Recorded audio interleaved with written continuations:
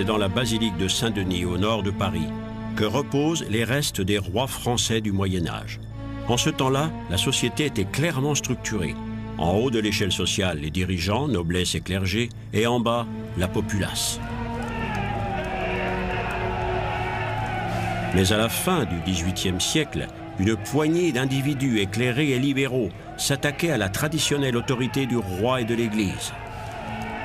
Cette remise en cause débouchait très vite sur un brutal bouleversement de l'ordre social. Les peuples perdaient tout respect pour leur roi, qui soudainement ne régnait plus de par la grâce de Dieu.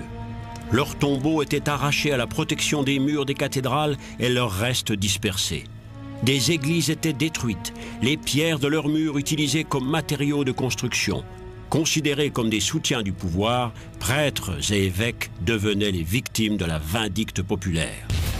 Toute révolution a ses propres règles, généralement sanglantes. À son apogée, la Révolution française allait traîner des centaines de membres du clergé sur l'échafaud.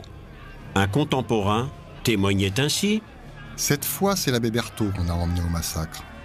Les révoltants colibés des spectateurs ajoutaient encore à la douleur de cette mort. Aussi horrible que ce soit, c'est devenu encore plus affreux à cause de la vue de tant de sang versé.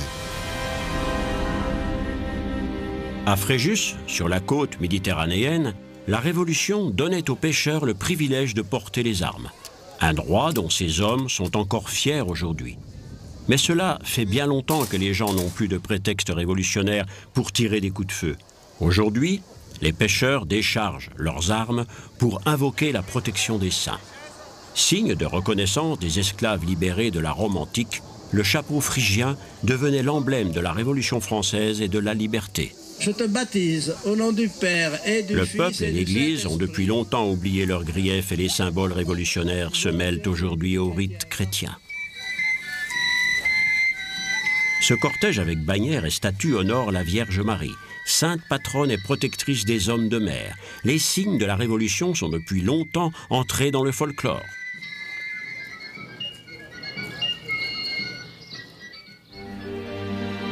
En cette fin du XVIIIe siècle, la ville provençale de Fréjus était au centre d'une paisible région. Mais la beauté de cette campagne du sud de la France est parfois bien trompeuse. À cette époque, cette terre avait bien du mal à nourrir sa population. Quittant ce havre de paix, un jeune homme de 17 ans se mettait en route pour rejoindre Paris. Il s'appelait Emmanuel Joseph Sieyès. Sieyès était le fils d'un petit et pauvre collecteur d'impôts. Son lot était celui de beaucoup d'autres enfants de familles nombreuses, une éducation sévère, frugale et sans espoir de recevoir jamais la moindre part d'héritage. Son chemin le menait donc directement de sa ville natale au séminaire et à la prêtrise à Paris. D'ici, il écrirait plus tard à son père: « Cher père, vous m'avez envoyé dans cette voie. Soit je serai capable de m'en accommoder, soit je sombrerai. » Sieyès commençait ses études de théologie au séminaire Saint-Sulpice.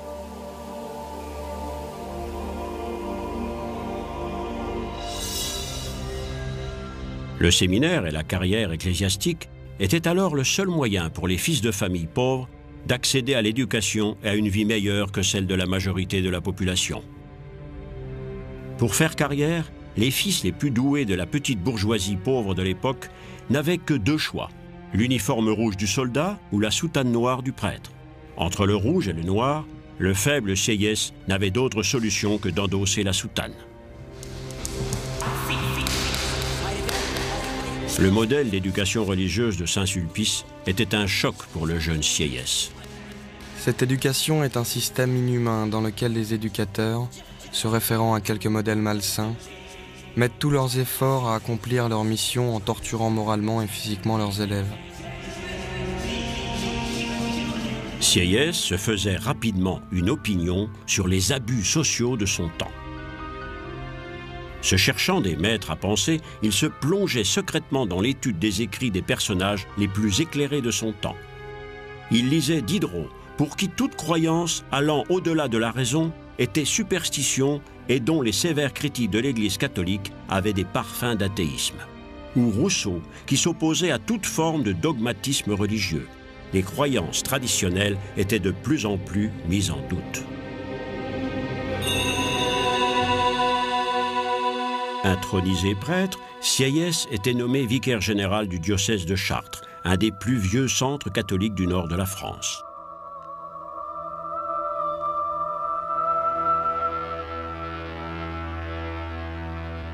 Lors de la convocation des États généraux, il devenait représentant du clergé à l'Assemblée provinciale.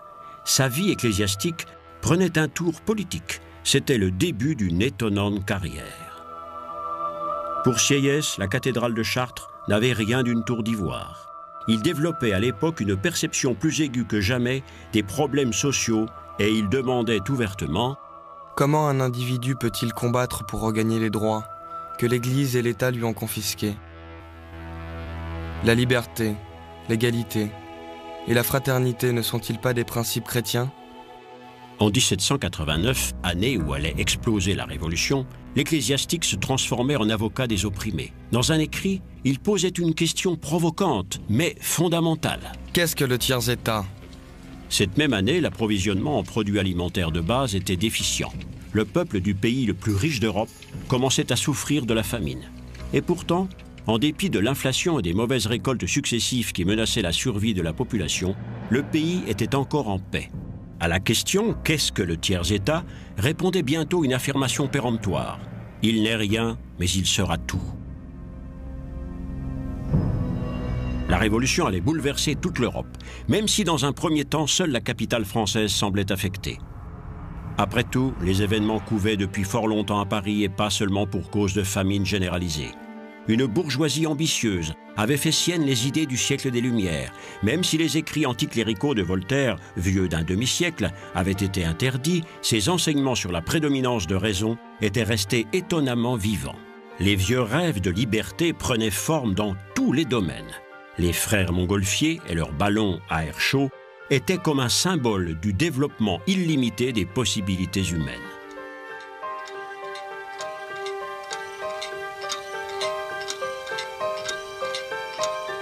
Les temps étaient mûrs pour le changement. Les raisons ne manquaient pas de se battre pour une vie meilleure et un ordre social plus juste dans la France pré-révolutionnaire.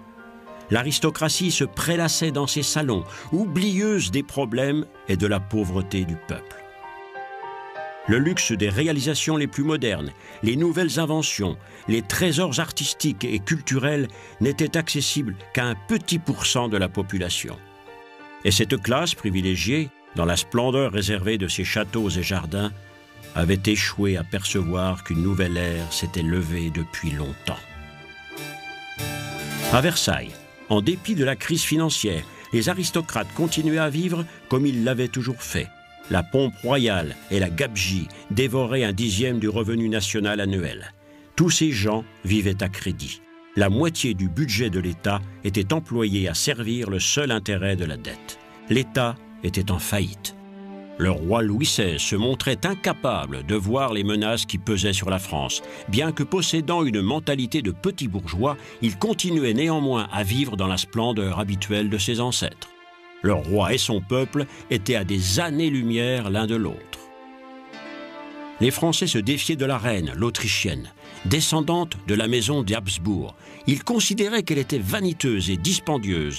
Elle ne comprendrait jamais pourquoi il lui faudrait payer chèrement pour cette vie luxueuse. Marie-Antoinette mourait comme son mari, sous la guillotine.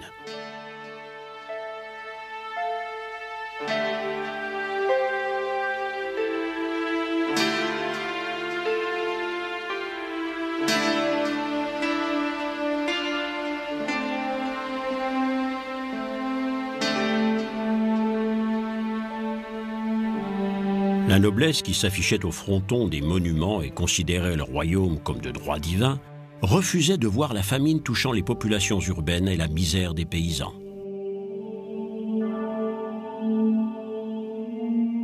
Selon une rumeur, la reine, entendant les paysans réclamer du pain, aurait cyniquement fait cette remarque. « S'ils n'ont pas de pain, qu'ils mangent de la brioche !» Vivant dans des conditions difficiles auprès du petit peuple, les prêtres du bas clergé n'avait aucun contact avec les hauts dignitaires de l'Église, proches de la noblesse, et qui prenaient le parti du roi. Comme beaucoup d'autres prêtres de même condition, l'abbé Sieyès prenait ses distances d'avec cette Église des puissants. Il abandonnait ses charges ecclésiastiques et se mettait au service de quelque chose de plus grand, la Révolution. Lors du serment du jeu de paume à Versailles, un nom passait presque inaperçu parmi celui de tous les signataires, celui de Robespierre. Et pourtant, cet homme allait bientôt semer la crainte et la terreur dans le pays, y compris parmi les partisans de la Révolution. Mais beaucoup d'ecclésiastiques révolutionnaires continuaient de croire à l'avènement d'un monde meilleur.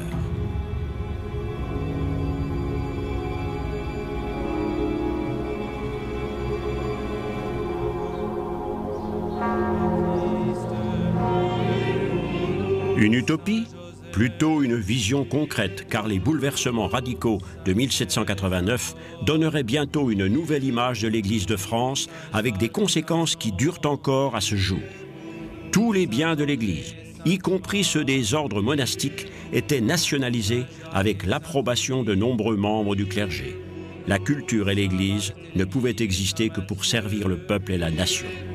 Telle était la révolution constitutionnelle radicale pour laquelle il luttait. Dans la rue, les choses empiraient.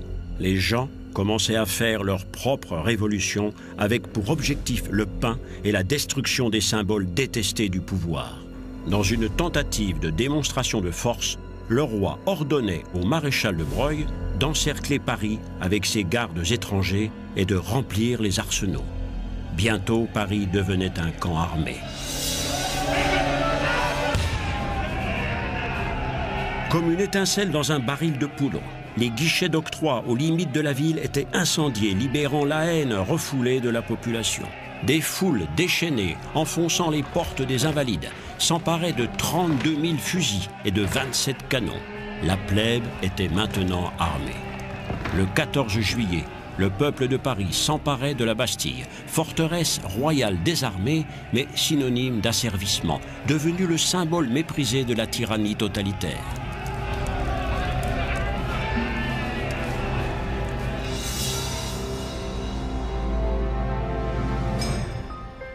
Parmi les centaines de milliers de précieux volumes de toutes époques conservés à la Bibliothèque nationale à Paris, se trouve le document le plus significatif de la Révolution, la Déclaration des droits de l'homme, datée du 26 août 1789. Les représentants du peuple français, constitués en Assemblée nationale, considèrent que l'ignorance, l'oubli ou le mépris des droits de l'homme sont les seules causes des malheurs publics et de la corruption des gouvernements. Soutenu par de nombreux membres du clergé et particulièrement l'abbé Sieyès, qui en était partiellement l'auteur, le préambule à la Déclaration des droits de l'homme énonçait sans équivoque les enjeux du mouvement.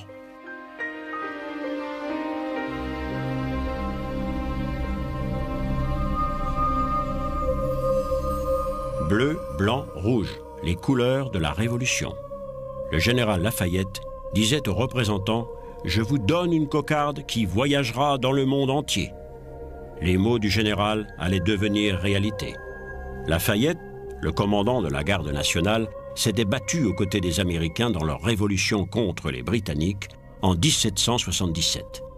Il allait aussi être une des figures emblématiques lors de la grande célébration du premier anniversaire du 14 juillet. C'est là qu'il faisait serment de fidélité à la liberté, à la Constitution et à la loi, serment que le roi allait également devoir prononcer en ce 14 juillet 1790 sur le Champ de Mars. Le triomphe de cette nouvelle ère se reflétait aussi dans la nouvelle architecture. Comme si tout avait sa source dans l'Antiquité, l'art tirait maintenant son inspiration du monde hellénistique.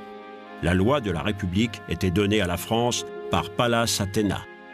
Enveloppée de sa grâce antique, la figure allégorique de la politique apparaissait avec les nouvelles tables de la loi faites de philosophie pure, le volet économique étant symbolisé par la corne d'abondance, promesse de la Révolution. La cérémonie empruntait également au christianisme et l'œil de Dieu devenait maintenant l'œil de raison. l'art devenait la passerelle de toute l'humanité et la liberté, coiffée du chapeau d'un esclave romain libéré devant une pyramide, l'aube d'une nouvelle ère. On trouve encore les restes de monuments révolutionnaires dans le parc Monceau à Paris. La pyramide représente la sainte montagne du souvenir, un symbole du rattachement à la culture de l'Antiquité.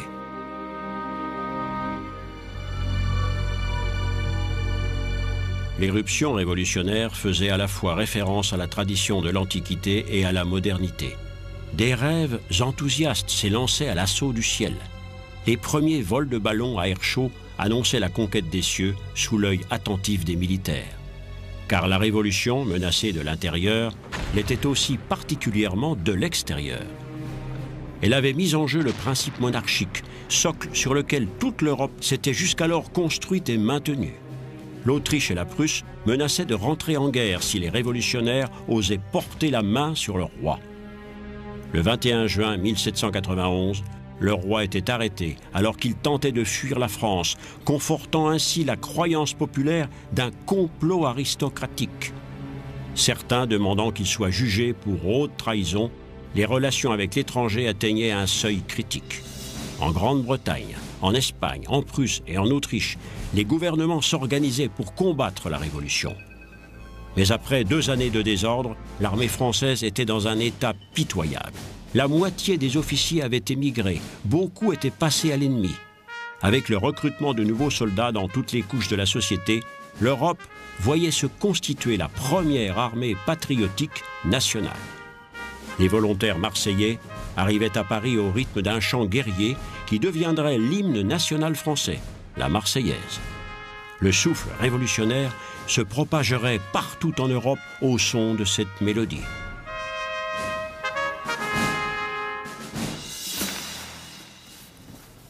Le pain, aujourd'hui devenu banal, est un aliment emblématique de la culture française, même s'il s'en consomme partout dans le monde.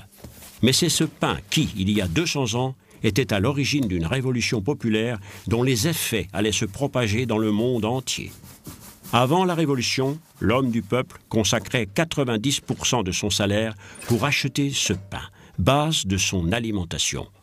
On comprend que la pénurie de farine ait poussé les gens au désespoir. Pendant les journées révolutionnaires, ce pain allait donner naissance à un célèbre slogan. Le 5 octobre 1789, la population en armes ramenait le roi et sa famille de Versailles à Paris en criant « Nous ne manquerons plus de pain, nous ramenons le boulanger, la boulangère et le petit mitron ».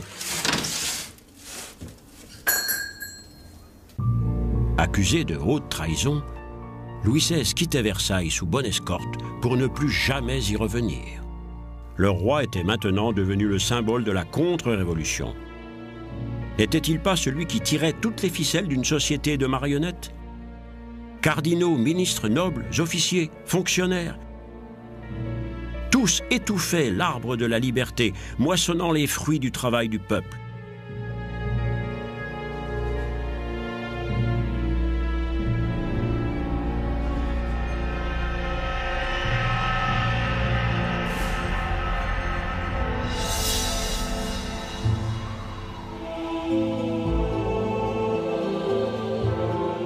La Révolution française marquait un tournant dans le rapport de l'Église et de l'État. Depuis l'époque de Jésus, les questions religieuses avaient déterminé la vie quotidienne des peuples et la vie politique des nations. L'Église médiévale et ses évêques s'étaient imposés dans les questions d'ordre temporel et la culture était pénétrée du dogme chrétien.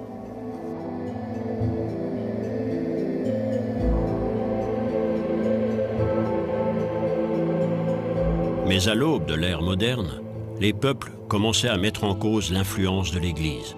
En lieu et place du message chrétien et d'une profonde piété, 3 mots marquaient maintenant la compréhension populaire de l'État. 3 mots qui valaient la peine qu'on se batte pour eux.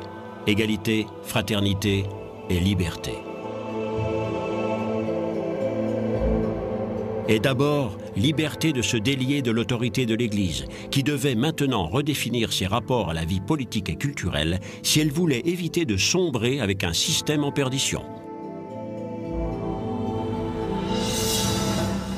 Louis XVI, le traître dégradé, est redevenu le citoyen ordinaire Louis Capet, était exécuté le 21 janvier 1793. Ce moyen vraiment humain d'exécution ne cause aucune souffrance. Le délinquant ne ressent qu'une froideur légère sur le cou, disait le docteur Guillotin en présentant au roi son invention. Tous les deux allaient pouvoir expérimenter la véracité de ses dires.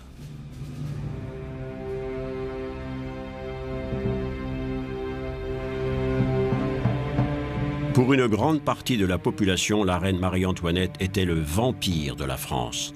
Elle était incarcérée à la Conciergerie, principale prison de la Révolution que l'on appelait l'antichambre de la guillotine.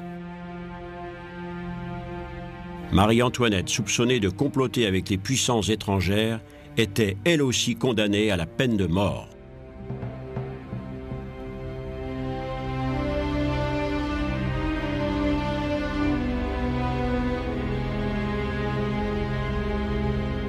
Elle apprenait de ses geôliers que l'horrible machine dressée à l'extérieur ne se reposait jamais. Le terrible couperet de la violence était en mouvement perpétuel. Son acte d'accusation commençait par ces mots. Sans aucun doute, depuis son arrivée en France, Marie-Antoinette a été le fléau et la sangsue de la France. Les preuves de haute trahison étaient minces, mais le verdict certain dès le début de son procès. Avant de quitter sa cellule, Marie-Antoinette écrivait ces derniers mots. « Je ne peux attendre aucun réconfort spirituel alors que j'ignore s'il existe toujours des prêtres de cette religion. Je pardonne à tous mes ennemis le chagrin qu'ils m'ont causé. Je meurs dans la religion catholique, apostolique et romaine, la foi de mes pères dans laquelle j'ai été élevée et que j'ai toujours professée. J'embrasse mes pauvres enfants. Mon Dieu, comme il est déchirant de les laisser pour toujours. Adieu. Adieu. » Après lecture de la sentence, on lui liait les mains, bien qu'elle ait demandé qu'il lui soit permis de marcher sans les faire. Ses cheveux étaient brutalement coupés et on l'emmenait avec une corde autour du cou. «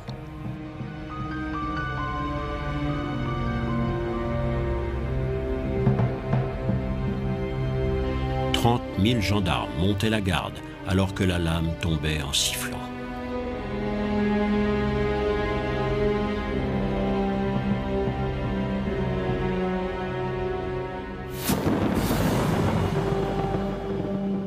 Tous n'étaient plus égaux devant Dieu, mais devant la guillotine. Devant leur refus de prêter serment à la Constitution, les radicaux, emmenés par Robespierre, considéraient maintenant le clergé comme autant d'ennemis. Sieyès, prudent, disparaissait. La Révolution dévorait ses enfants. Danton, ministre de la Justice, était le grand ordonnateur des meurtres. Le parlementaire Jean Marat inventait le slogan « Nous ne devons laisser derrière nous que du sang et des cadavres ».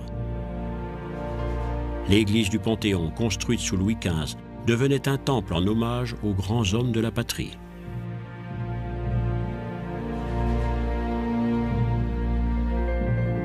La vieille religion était remplacée par une nouvelle. Au milieu du temple se dressait l'autel de la patrie, érigé pour honorer les réalisations de la Révolution.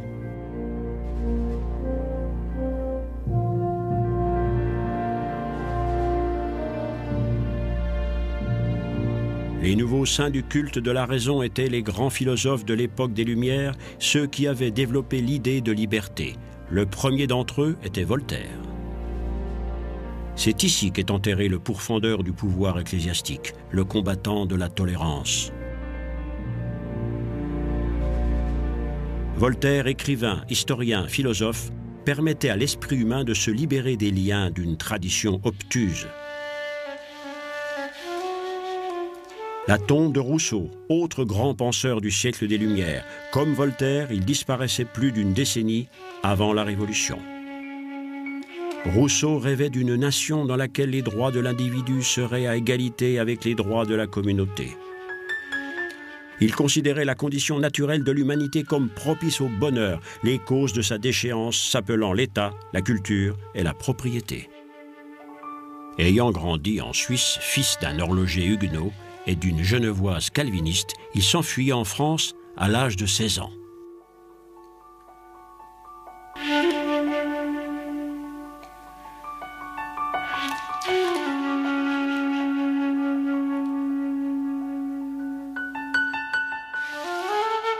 Dans le jardin idyllique de sa protectrice, la baronne de Warens, Rousseau trouvait son image de Dieu. À la place du Christ, il plaçait un Dieu qui pourrait être éprouvé par l'observation de la nature. Rechercher la plus grande intimité possible avec la nature devait donc être la tâche assignée à toute éducation et à chaque religion.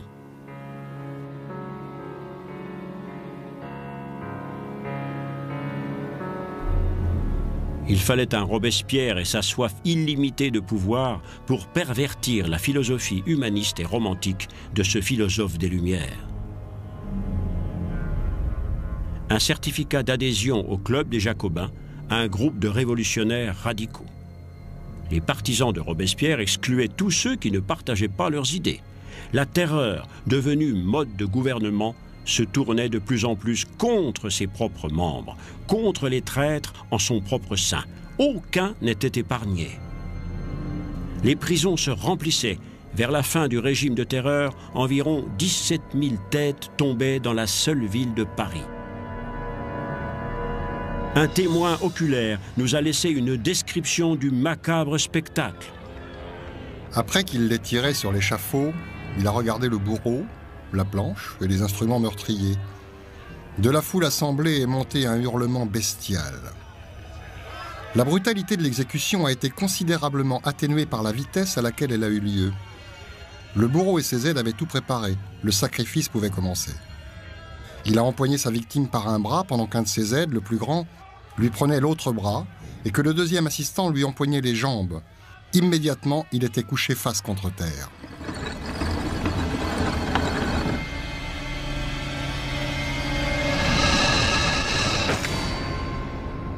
Une fois la tête tranchée, le corps tout habillé a été jeté sur une charrette où tout était inondé de sang. Et cela a continué sans arrêt. Quelle horrible boucherie!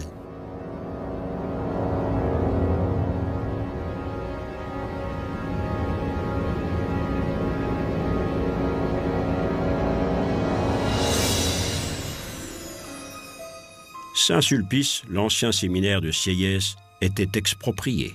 Les prêtres qui refusaient de prêter serment à la Constitution étaient poursuivis et arrêtés dans tout le pays. 30 000 partaient en exil, 2 000 étaient expulsés, des centaines exécutés.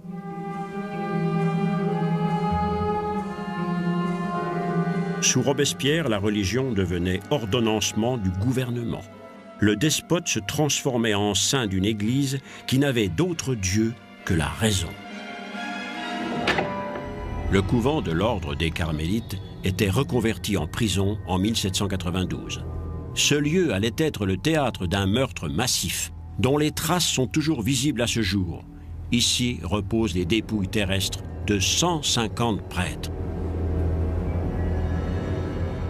Le massacre, qui avait lieu derrière les murs du cloître, durerait 3 heures. La violence aveugle au nom de la Révolution. Les crânes et les os témoignent de la rage des meurtriers.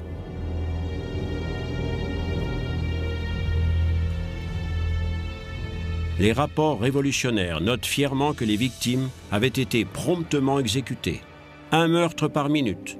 L'industrie de la mort.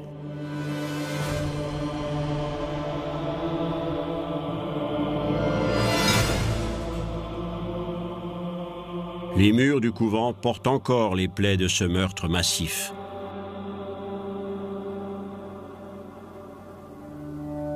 Était-ce cela le triomphe de la raison? Était-ce cela la façon de libérer les individus de la domination et de l'oppression? Était-ce pour cela que le tiers-État, et avec lui nombre de ceux siégeant dans les rangs du clergé, s'étaient battus? Était-ce cela l'aboutissement logique d'une constitution qui, sous de beaux mots, invoquait les droits de l'homme?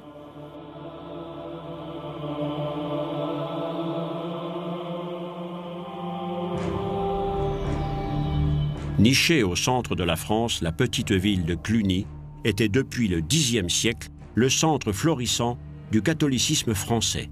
C'est de Cluny qu'était partie la grande réforme de l'Église au XIe siècle. Là se dressait le plus grand ensemble de bâtiments religieux du monde occidental.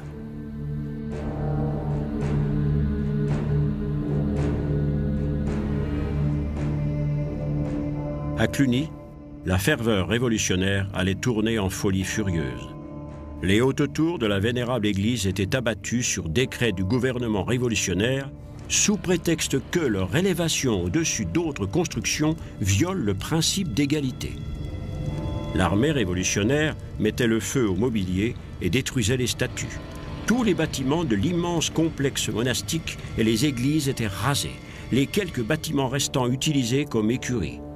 Cluny, le symbole d'une foi catholique millénaire en terre de France, devenait une carrière de pierre. L'œuvre des compagnons bâtisseurs du Moyen-Âge redevenait matériau de construction vendu aux plus offrants.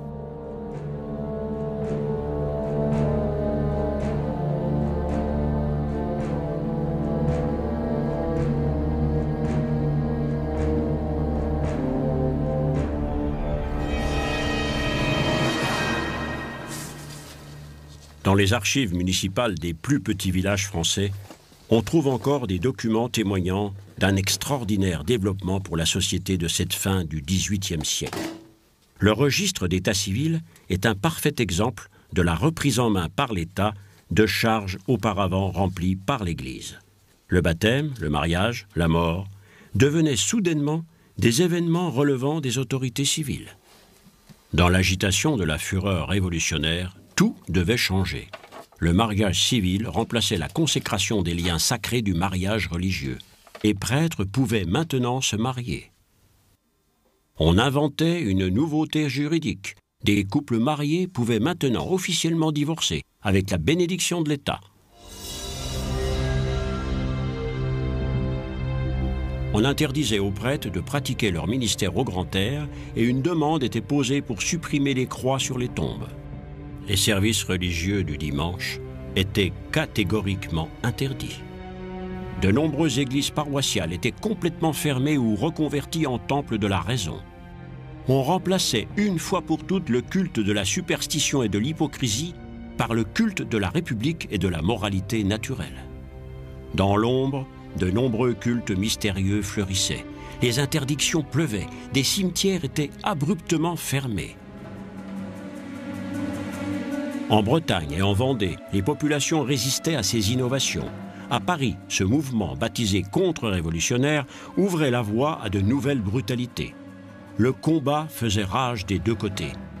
Un enfant de 10 ans qui avait crié « Vive la République » était exécuté sur place par les adversaires de la Révolution.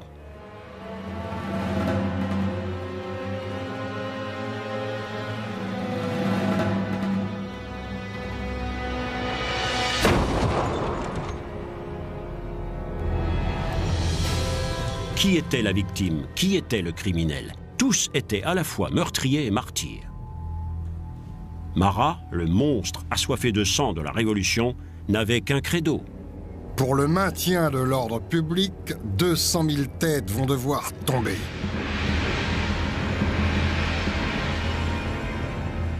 Le 13 juillet 1793, une jeune femme nommée Charlotte Corday réussissait, sous un faux prétexte, à se ménager l'accès à ce révolutionnaire impitoyable. Marat, souffrant d'une maladie de peau, passait la plupart de son temps dans son bain. C'est donc là qu'il recevait la jeune femme. Charlotte Corday lui enfonçait un couteau dans la poitrine.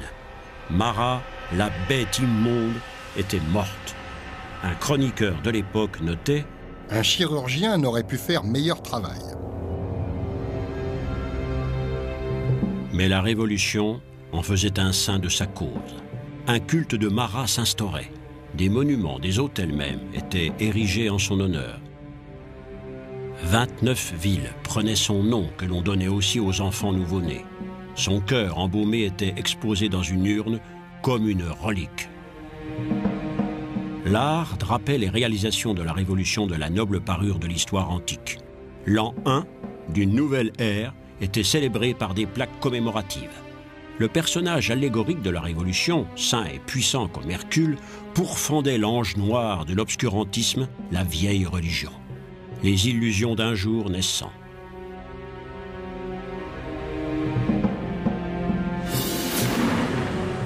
La cathédrale Notre-Dame de Paris devenait temple de la raison, cependant que le sang des victimes répandu dans la Seine baignait ses fondations.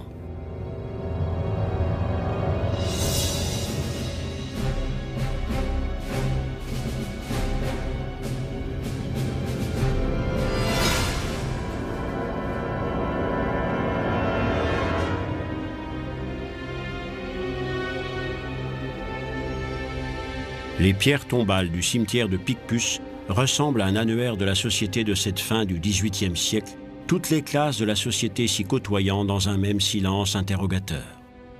Les corps des victimes étaient sommairement jetés dans une tombe commune sous le couvert de la nuit, comme ce fut le cas pour les sœurs carmélites du couvent voisin, dont on dit qu'elles allèrent à la mort en chantant.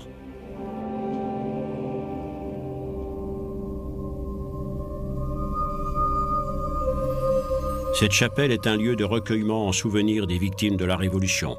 Les sœurs de l'ordre de l'adoration de Christ y prient toujours chaque jour pour les exécuter, aussi bien que pour leurs bourreaux. Un lieu de méditation, mais aussi de pardon. Mais en fin de compte, quelle raison y avait-il à cet éclat de violence sans égal, au cours duquel des artisans et des aristocrates, des prêtres et des princes, des citoyens et des pauvres, des enfants et des femmes allaient périr en victimes? Ce nettoyage radical était-il la seule voie permettant à la République de survivre? Était-ce la résultante d'un amour fanatique du pouvoir? Était-ce de la paranoïa ou confusion de la justice avec la terreur? Ou était-ce simplement une crise de folie sadique? À toutes ces questions, les nonnes de Picpus répondent par la prière. Mais la Révolution tirait à sa fin. Danton, qui avait fait exécuter des milliers de personnes, montait lui-même sur l'échafaud, suivi de peu par ses acolytes, dont le plus célèbre d'entre eux, Robespierre lui-même. La mortelle machine de la Révolution était reléguée sur les étagères d'un placard de l'histoire.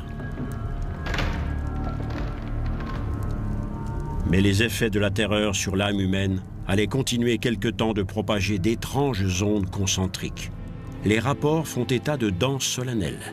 Des femmes qui avaient perdu des parents sous la guillotine exécutaient de prétendues danses des victimes pour perpétuer le souvenir et célébrer leur propre survie. Une macabre danse funèbre.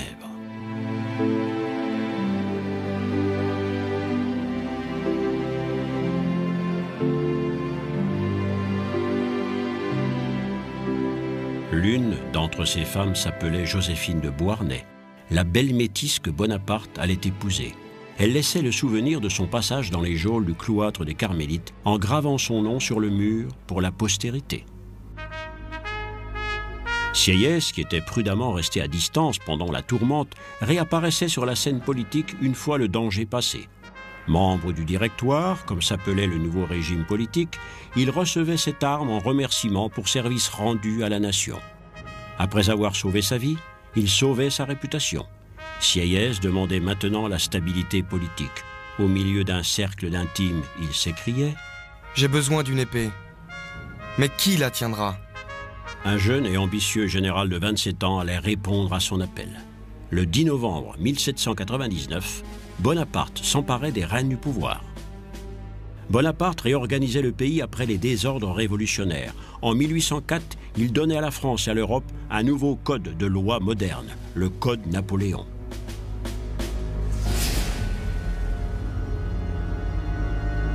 Il faisait également la paix avec la religion en signant un concordat avec l'Église catholique. Le catholicisme était reconnu religion de la majorité du peuple français, mais la séparation de l'Église et de l'État n'était pas remise en cause. En se faisant couronner empereur par le pape, Bonaparte devenait Napoléon et soldait la Révolution. La guerre civile était finie, mais la guerre avec de nombreuses nations européennes continuait à l'extérieur. Avec les horreurs de la guerre, les soldats apportaient également les idées d'égalité et de fraternité. Quant à la liberté, elle allait, comme souvent dans l'histoire, passer à la trappe sous le règne de Napoléon.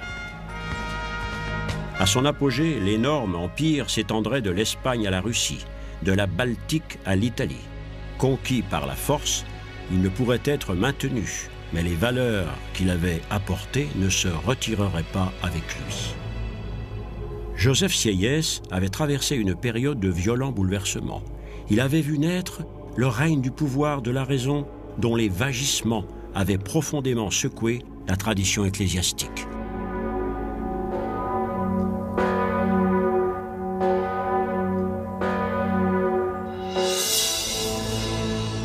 Au sortir de cette période, l'énorme innovation qu'était la séparation de l'Église et de l'État devenait irréversible. Au cours des siècles de cheminement du christianisme à travers l'histoire, dans la joie et la douleur, à travers la paix et la guerre, jamais une telle ligne de démarcation n'avait été aussi clairement tracée. C'en était fini de l'interpénétration de la religion dans la sphère politique. L'ère moderne mettait définitivement en question le pouvoir temporel de l'Église. Mais ce n'était pas une perte, bien au contraire.